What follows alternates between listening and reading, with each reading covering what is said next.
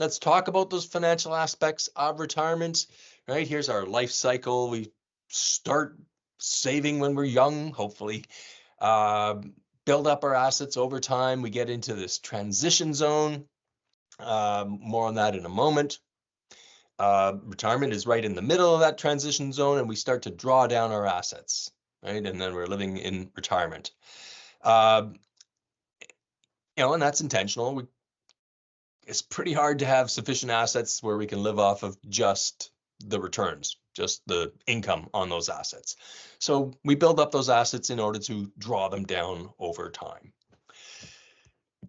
All right, this retirement transition zone. This is basically the 5 years before retirement through to the 5 years after retirement.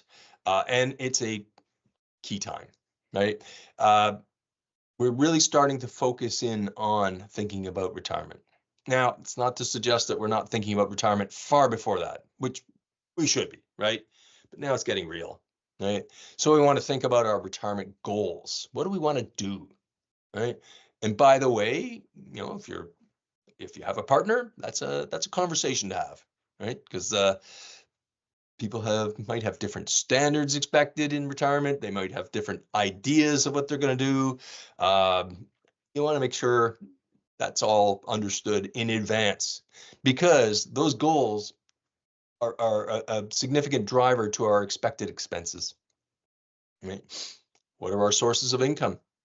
Conrad, I'm sure you do lots of financial planning with clients to look at all those different aspects and try and bolt them all together. And it's complicated, right? There's a lot going on there. I'll come back to that one in a second. Hopefully the kids are off the payroll, so we're now able to reduce or eliminate debt, top up savings, right? Then we retire. Well, we want to stay to our budget and suggest we actually have a budget. Keep an eye on how much we're withdrawing from our savings. Review your finances annually. Sit down with Conrad, right? Conrad and team, and make sure you understand how things are going. And of course, retirement's about much more than just the finances. So you need to make sure you have a social structure, things to keep you busy, things to keep you occupied and engaged. Right? All right, on to those sources of income.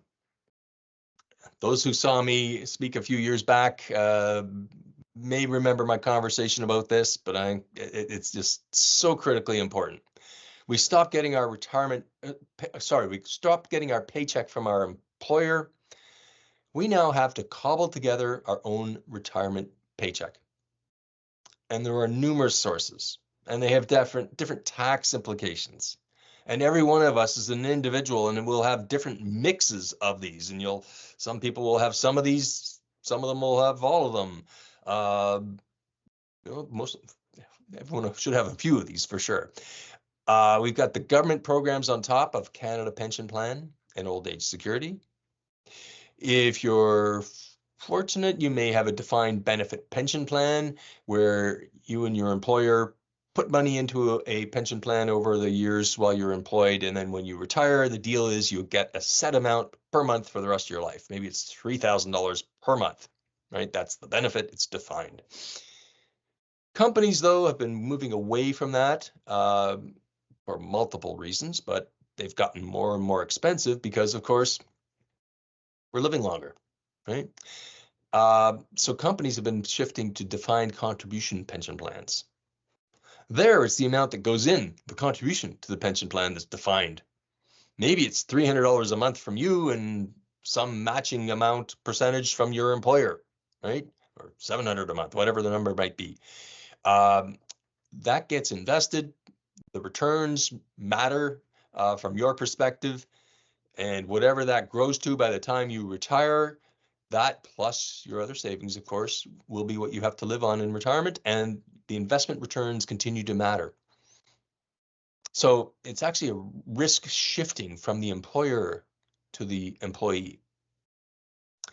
And on top of that, you may have registered retirement savings plans, or which ultimately become registered retirement income funds and pay out cash to you in retirement. And of course, you could have 2 or even 3 of these all working in conjunction. From a tax perspective, we get a deduction when we make contributions into these, and they are taxed when we take the money out. We also have a tax-free savings account we can take advantage of. Misnamed, isn't it, Conrad? Should be a tax-free investment account. That's right. Many Canadians use this for retirement savings. And of course, it can hold much more than cash in a savings account. That's actually probably a suboptimal use of it. It can hold, investment funds, mutual funds, pooled funds, stocks, bonds, etc. And it's almost the flip side of the coin of the taxation of those previous three accounts, in that we don't get a deduction when we put the money in, but the returns in the account are not taxed, and then it's similarly not taxed when we take the money out. So the earnings on that account are truly tax-free. Once we've fully utilized all of these accounts to the extent that makes sense, then we may have taxable accounts where we will earn interest income and dividends, and those are all fully taxable except for Canadian dividends, which are tax preferred, taxed at somewhat lower rates, and capital gains, right, which taxed at 50%, subject to my earlier comments about the federal budget, which again won't affect most Canadians. Rental income, if you have a second property or investment properties that you rent out. Again, if you have a corporation, you may be getting dividends from that corporation, right? If there's investments in there, again, that's going to be impacted by this year's federal budget. Sometimes people use life insurance strategies. Home equity is a big one, right? There's lots of conversations about housing prices and accessing that home equity. There's different ways to do that. There's what's called a reverse mortgage. If you're going to do one of those, please speak to Conrad. I mean, they are complicated, they are expensive, they are rigid, shall we say. They can have their place, but be very cautious. The last two items on this page are bolded, and they're bolded for a reason, right? Speaking of employment income, a plan to work in retirement is not a retirement plan. More and more Canadians are working in retirement. And in fact, there have been numerous studies over the years that show that working in retirement can be very beneficial across a multitude of tests, like, obviously financially, but also emotionally and socially and even physically. You benefit by working in retirement. But those benefits disappear if it's not a choice, if you have to work, right? So you do not want to be in a position where you have to work in a retirement, but it's actually a good thing to be in a position to work in retirement because you want to. That's inheritances. Right, yeah, and it's something that we talk about. I think the language, for all the attendees here that you've probably heard us use is what we're trying to develop a plan to allow you to have a work optional lifestyle. So like you may choose, and looking at some of the attendees here, I know that you are in fact, above 65 and working, but I know we've had discussions and we know that that's an option. And, that's so in many cases, we always want to look at things through the lens of it. So we're trying to help you develop a plan for a work optional lifestyle versus, having to be in a traditional retirement. It's, it becomes a choice as opposed to an obligation. I think that's a great way to look at it. Yes. We've also got inheritances. Of course, it's bolded. We got those big question marks because we're living longer, but so are our parents, right? My mom is 86, healthy with it. My grandmother lived to 100. I'm expecting my mom to live, beyond 100. I'm expecting her to spend every penny that she has in retirement savings and leave me nothing. Right? So we don't want to be counting on inheritances, and even there, sometimes people get into their retirement ages, maybe one partner's passed away and they marry someone else who's younger, and who knows, things happen, right? So, and they get more involved with a church, for instance, and more money goes to that rather than the kids sometimes. So we don't want to be counting on an inheritance. Let's go back to the top, Canada Pension Plan.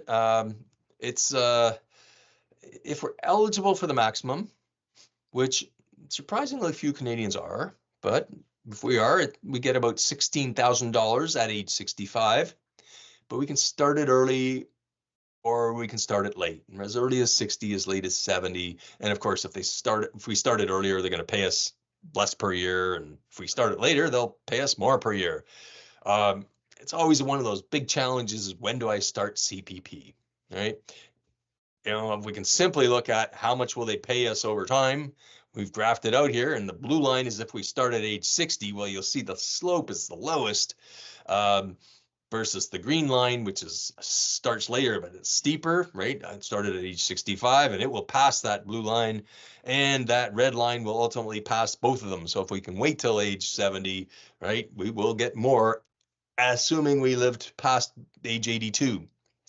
But this is actually a pretty unsophisticated way to look at Canada Pension Plan, because, of course, a dollar today is worth a lot more than a dollar 20 years from now, right? Because we could invest that dollar, right? So to compare apples to apples, let's invest that money. Let's make 3%, which doesn't sound like a lot, but I'm talking about a real return. So once I've stripped out inflation. So if inflation's 3%, I'm really talking about I'm earning 6%. But 3% is that is an illusion because of inflation. It's a 3% return. So I invest that money at 3%. The lines are now curved because, of course, we've got the income, pushes out the break-even ages. But even there, right, waiting till age 70 will give you the most over time if you live a long life. Now, of course, that's an if, right? Everyone's different. But it is a way to manage a couple of the key risks of retirement, right? One is longevity risks, the risk of living a long life, which of course really is risk of outliving our savings, right? Because if we can wait and take those higher amounts from CPP, we've got a guaranteed amount that is much higher than if we started it earlier. And the other risk it helps to manage is inflation, right? Because CPP payments go up each year with inflation. So if we're getting a bigger payment from CPP, more of it is inflation protected. But the reality is most Canadians do not start it that early, but the message is somewhat getting out there, right? If you look at the 2017 blue bars versus the 2023 green, you can see a lot fewer Canadians are taking it at age 60. Now, we're also retiring later, right? A few more are taking it at 65, but if you look out at the 70, it's actually gone up quite a bit too. So somewhat that message is getting out there. Again, everyone's different. Everyone's got to think about it in their own way. That's right. And when we're doing plans, we of course include that analysis, to look at what the most effective route is for some clients. Again, when we look at the scenario, it might be taking it to 65 and others at 70. But for again, I would say probably for 2/3 of the analysis we've done so far, it would point Peter to wanting to take it at age 70 versus at a younger date. So again, that's a personal thing, but I just noticed that in the as you do 30 plans, you get trends in the data, and that's what we've seen in our practice here. So right, and that's by the way, this doesn't mean constraining your living style until age 70, does it? It means no. It means no. We're going to take more money out of our RSP or Registered Retirement Income Fund in the meantime, so we'll still have the lifestyle that we want. We're just taking it from different buckets at different times. That's right. So, but how do you put all those different pieces that you outlined together, and in what way we do it? And again, that's part of the planning process that we always look at is to optimize that. So, that's it's an important consideration, and you want to make sure that you are getting when you're living your work optional lifestyle, that you're able to, get that fulfillment that, and enjoy those activities you've been looking forward to. Let's talk a little bit about old age security. The maximum payment at age 65 isn't as much as the CPP. It's in fact about half, $8,500 per year if you're eligible for the maximum, which if you've been living in Canada all your life, you are eligible for the maximum. If you've come to Canada in your working years, you may not be. You can't start it any earlier than 65, but you can delay it. Just like CPP, and they will pay you more. we do have to watch out for what's called the clawback, right? If our income in when we're receiving OAS is above $91,000 or so this year, they'll start to ask for some of it back. Well, Conrad, they won't ask for it back. Yep, they'll asking. There's taking. There's no asking. They'll just take it back. They're just going to take it. Yeah. So, in terms of that work optional retirement you refer to, that needs to be thought about, right? That if you've hit 65 and you've retired from your primary occupation, but you're still working part-time or quite a few months per year, plus you've got other income, and you're getting above that $91,000, you probably want to wait to take old age security until you've stopped working, because you're just going to be giving some or all of it back, right? So we want to keep that in mind. It's part of the planning as well. I should note, by the way, for those 75 and over, the amount paid goes up by 10%. Old age security, one of those ones where, for me, well, I'm going to make two comments about these government plans. CPP, I think, is rock solid for me. I'm not worried about CPP at all. Old age security, I think something might give, because the costs of OAS continue to go up. CPP is actually, there's a pot of assets to support it. There's no pot of assets for old age security, and Canada is aging. And remember that chart, the number of workers per retiree going down, right? Where is this money going to come from? So I want to be cautious about planning to rely on old age security in my retirement.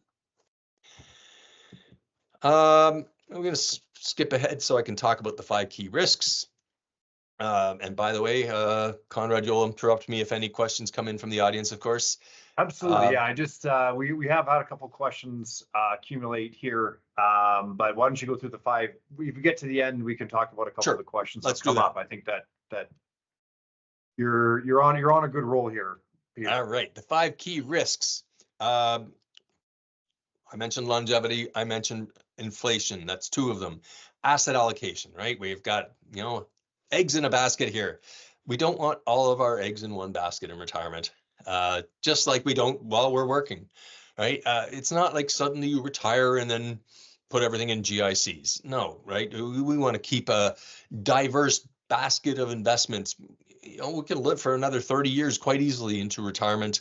We want to continue to think about having different asset categories that we are exposed to for the long run, some of which deal with some of the risks like inflation, right? So maybe you have exposure to commodities as something to help manage inflation risk as part of your asset allocation. Withdrawal rate, that speaks to the amount we're taking out each year. Historically, there have been a lot of studies and what they look at is, for a 65-year-old, how much can they take out of savings and have a very low likelihood of running out of those savings. And the number of those studies typically come up with is actually 4%. Some studies have suggested 4.5%, even 5%. One thing to keep in mind is that those studies assume uniform spending over retirement. Often we spend more in the first few years because of travel, right? I certainly intend to spend a fair bit traveling when I retire. Maybe that lasts for 3 or 5 or 10 years, but then it'll quiet down, I would think, and my costs will actually go down. So those studies look at a steady spending, but that's not how the real world works always. And healthcare, right? That wild card that we hope doesn't come to hit us, but health costs as we get older can be a factor to consider as well.